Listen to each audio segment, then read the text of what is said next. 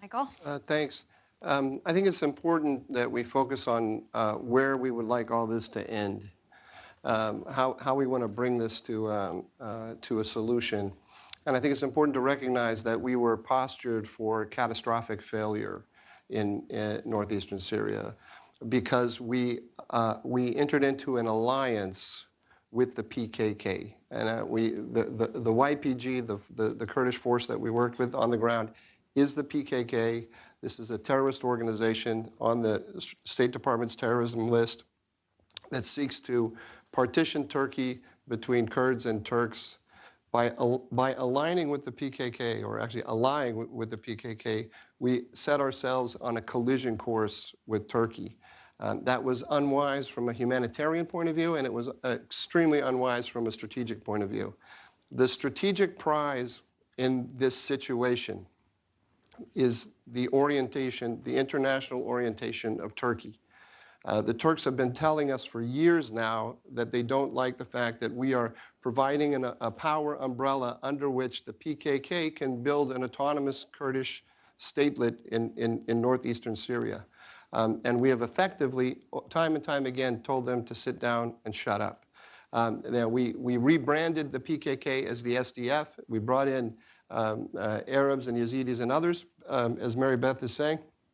But the power center of that organization always was the PKK. And we should recognize that we lied to ourselves. The Obama administration packaged this as something other than PKK.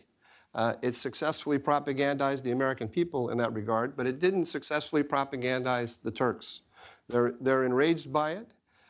They have been telling us time and time again that this is destroying relations with them, and we chose to ignore it. This is not a question of Erdogan, by the way. The vast majority of Turks support this operation. And that we have to, if we look at the mess that we have there now, we have to recognize that we played a major role in creating that mess. Getting out of it means we need to reestablish good ties with Ankara, productive ties for stabilizing that part of the world. If we don't have productive ties with the Turks, which means largely working on their terms, not on ours, because we had 1,000 troops there, and we are leaving. Everyone knows we're leaving sooner or later. Turkey is going to be there forever, and the Turks know this as well. So we have to work through them largely on their terms. We can have our humanitarian concerns, and we can push them aggressively. We can have differences of opinions, but it has to be within a Turkish framework rather than with some framework that we have made up as a result of where all the different little positions that we ended up with as a result of a lot of temporary tactical decisions that we made without any larger strategic understanding. We've started to talk about the Middle East without our policy in the Middle East without reference to states. We have to go back to a traditional understanding of how the world works. States are the main actors, and we need to position ourselves accordingly. The strategic prize is Turkey, and the strategic goal, when all of this settles, is that we can contain Iran. If we are in a position, which makes no strategic sense whatsoever, of ditching a major ally, a NATO ally that sits athwart Europe and Asia, where we have bases, intelligence platforms, and ability to stop the Russians through the Bosporus, a Black Sea strategic posture, an ally that worked with us in Bosnia, in Afghanistan, not to mention the Korean War and others. We're going to ditch that state for a splinter group, extremist terrorist organization that doesn't even represent the Kurds. The PKK is not the Kurds. This makes no sense. We now have a bipartisan consensus in Congress to put massive sanctions on Turkey in order to save our relationship with the PKK. How did we get to this position? It makes no sense. I'll make 3 points. One about this debate, then about what we should do right now and where we want to go, what kind of arrangement we could hope for there. With regard to this debate, we need to make a distinction, and it's extremely important, between this issue, by that I mean support by the United States of the PKK. We have not been honest with ourselves about what we were doing in northern Syria. And Mark put it very well. We were building up a group that was supporting the construction of Rojava. We were building Rojava, an autonomous Kurdish statelet run exclusively by the PKK, which is not a democratic organization. The PKK was expelling from its area Kurds that didn't agree with it. That's what we were doing. Whether we told ourselves we were doing that or not, that's what was the effect of our actions. We need to separate that issue from everything else in the Turkish-American relationship, because this question of Kurdish separatism in Turkey is different than any other issue in Turkey. It's the number one issue in Turkish domestic and foreign policy, and every self-respecting Turk supports Erdogan on this issue. If we want to undermine Erdogan, I'll tell you how you don't do it. You don't do it by building up the PKK on his border and then allowing him to present himself as the defender of Turkish interests against the United States. So let's talk about that. Everything that Erdogan has done in the last few years to be difficult to us, including the S-400s, he has done in the context of us building up the sworn enemy of Turkey in the face of numerous, constant Turkish requests that we not do it. Now, there's no guarantee that we can salvage Turkish-U.S. relations. There's no guarantee at all. I wish I could argue that if we move away from our pro-PKK policy, that we can return relations to where they used to be. But I know for a fact that we will never succeed at that so long as we are seen by the majority of Turks as supporting the PKK. So let's recognize that we played a role in the deterioration of our relations with Turkey. Whether it's 50% America and 50% Erdogan, or 80% Erdogan and 20% America, I don't know. But we played a major role. Let's move aside the mistake that we made. Let's get past that and then try to do something productive. And then just a couple of sentences about what that means. Right. What is that productive action? So Donald Trump has been forced into by this bipartisan consensus in Congress to put sanctions on Turkey. Let's use that for a negotiation with Erdogan, possibly maybe get forces stopped, ceasefire in place, and then a negotiation with the Turks about an arrangement in northeast Syria that meets their security needs and allows us what we need in northern Syria and protects civilian life. And one last sentence just about what Blaise said. I agreed with almost every word that Blaise said about what we would like to see. Can I get that in writing, Mike? Yeah. You can get the full sentence. You can get the full sentence. Thank you. About what we would like to see in northeast Syria is something on the model of the KRG in Iraq. But we never tried to build that. This is the key. We inverted the relationship between ally and proxy. Our ally is Turkey. Our proxy was the PKK. Our forces on the ground, the Department of Defense, became the representative of the PKK to Turkey. This is one of the reasons why Erdogan, the people who are arguing against what's the Turkish intervention or outraged by it are saying, but we're on the other side. We, America, are on the other side, and therefore you should feel comfortable with it. It's actually the fact that we're over there that made it so untenable to the Turks, because we elevated a little splinter extremist organization of a minority and put it on the same level as our ally and began mediating back and forth and representing to Turkey the positions of the PKK. So while we were using our power umbrella to build Rojava, and then representing Rojava's interests to Turkey, us, the greatest power on earth, and Turkey's greatest ally. That was absolutely untenable to the Turks. There's no possible way they were ever going to accept that. And the PKK, the YPG on the ground, rejected any notion of power sharing in their area. Michael. They hate, last sentence. Okay. They hate Barzani. They hate the KRG. These guys, the YPG, they would rather be in bed with Assad and the Iranians than with the Kurds of Iraq, than with Barzani, and that's why we're seeing this very speedy move where the Americans leave and the Russians and the Syrians move in, because they have always been aligned with the Russians and the Iranians. Okay. We borrowed the Russian and Iranian proxy, and that was strategically stupid. Very bad. That sounds great. It's true.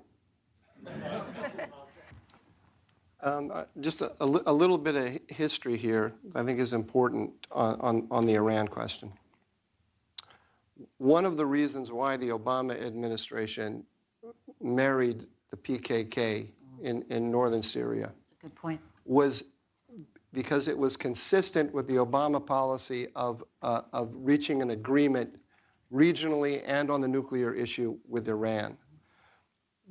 All of the opposition forces that we tried to use in Syria against ISIS, we made them sign a declaration that they would not carry out any operations against Assad, because Assad was the Russian and the Iranian asset and ally. And we were in the process of working on the JCPOA and of aligning across the region with Iran. This is the dirty little secret of the Obama foreign policy. Brett McGurk, who ran the counter-ISIS program, is the guy who aligned us with IRGC assets in Iraq against ISIS. Against ISIS. If you want to understand why there's a growing corridor from Baghdad to Beirut, it's because we just created kill zones for attacking Sunnis while never ever addressing the rise of the Iranians and their Shiite proxies. That is true all across Iraq, and it's also true in Syria. This is the thing, I think people miss this. The PKK, the YPG, has, throughout this entire time that they're supposed to be our proxy, they have kept the Assad government forces in Qamishli in the east. And planes go from Damascus to Qamishli, and in Qamishli there are Assad forces and there is Hezbollah. And then they use Qamishli to reinforce their position in Deir ez-Zor. Now, if we were serious about having a counter-Iran program, we would have turned to our proxy, the PKK, and we would have said, close down the Assad position in Qamishli, close down the Assad, and help us close down the Assad position in Deir ez-Zor. We never, ever said that. And if you look at what Brett McGurk wrote a few months ago when he saw that Trump was going to pull out, he said, oh, sadly, what I think we should do is we should broker a deal whereby we take the SDF that we built up and we should put it up under Assad, right? That was always the plan.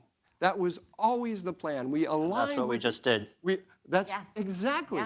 Yeah. Because that was the YPG program, which we took on board. We have my point to you, and all you're saying, we took on, without admitting it, our military especially, took on the YPG political program in Syria, which benefited in the end the Iranians. That was the foundation that was laid. Now, once the Trump administration came in and became hostile to Iran, a lot of officials, well-meaning, very much in the manner that Mark described, well-meaning, good-intentioned, were trying to take that position that we had built up in Syria and then graft a counter-Iran strategy on. But the military, the American military, was never on board. And General Votel, former commander CENTCOM, went before Congress and testified, it is not a DOD mission to counter Iran in Syria. All right? It's an American policy to counter Iran, but not in Syria. This morning I read that our forces are being pulled out of Syria, and they're being redeployed elsewhere, including to Iraq. And the government is saying that they can carry out counter-ISIS activities from Iraq into Syria. So we can carry out counter-border operations from Iraq into Syria to counter ISIS, but we can't close down the Syrians in Qamishli. This is again, strategic, total incoherence. But let's understand where it came from. It came from that original alignment with Iran. And last point, You're right. the strategic prize in all of this, I repeat, is the international orientation of Turkey and trying to repair the relationship. President Erdogan has signaled us time and time again over the last few years that if you keep doing what you're doing, I have other options. Unfortunately today, a doctrine has taken hold in Ankara that perhaps it's better for the Turks to align with the Russians and Iranians and solve their security problems in Syria in a Russian context. That is what we need to be worried about. If Turkey, this is not an impossibility. If Turkey were to team up with the Iranians and with the Russians, with the intention of throwing the United States out of the Middle East, think how long we would last in the region. Think how difficult our life would become in the region. Look, Erdogan said to us for years, please don't build up the PKK in Syria. We ignored him. Last week he said, I'm going to drive the Americans out, and he drove us out like that, right? I'm not saying that we would fold all over the region if that happened, but I'm saying Turkey is a very significant country with a very coherent understanding of what its interests are. And if it is actually hostile to the United States, it can do an enormous amount of damage. So before we ever get to that stage, let's make sure that we're not doing anything that when we look back on it historically, we'll say, you know what, maybe we shouldn't have done that.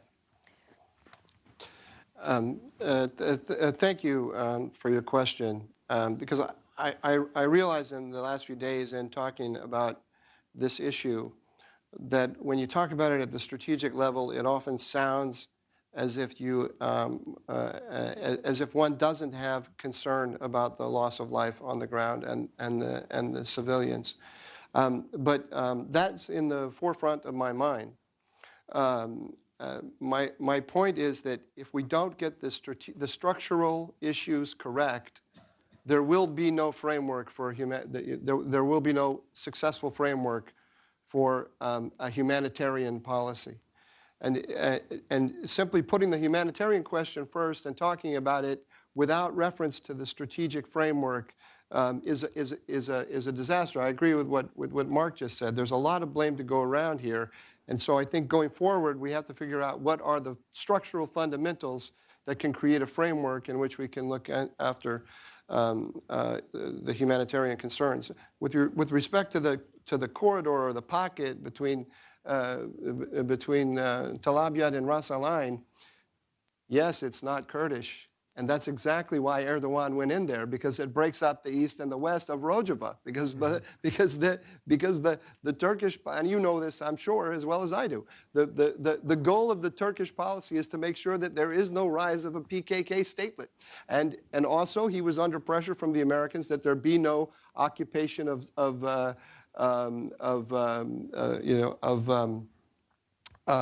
Kurdish cities and so on. And so he chose that area. I think we should work to accommodate his security concerns in that area with a clear understanding that those security concerns are that there will be no Rojava. Michael Doran, you want to have the last word real quick? No, in the 30 seconds we have left. I just wanted to say that I do, of course, recognize that the average person on the ground is being crushed by these larger forces and has no voice in what's happening. But I think that we have to realize, I know that you're not the PKK, but the number one concern of the Turks is the PKK. And if we don't address that to their satisfaction, then this is what we're going to get. I think that this was inevitable on the basis of how we approached all of this. The question now is how do we get out of it? And I think it has to be through U.S.-Turkish relations. Blaise, real quick. I mean, I find this logic a little backwards. I mean, it wasn't inevitable because we were staving it off. We were working through a peace process with the Turks. We were keeping a war at bay with 150 soldiers posted on the border that were doing joint patrols with the Turks. To say that it was inevitable and was going to happen regardless of whether we withdrew our troops or not means accepting that Turkey was going to attack U.S. positions regardless of the fact that we're a NATO ally. We never addressed it as a political issue. We address it in mill to mill. The Department of Defense shoved everybody else out of the way and addressed it as line here, line there, and didn't address the Turkish concerns about the political project that was going on behind the lines, right? You yourself said it. Yes. What we want is the KRG model with power sharing, right? DOD did not want power sharing because it liked the little island that it had created for counterterrorism without reference to the larger structure in the region. That is stupid. And this is what we get.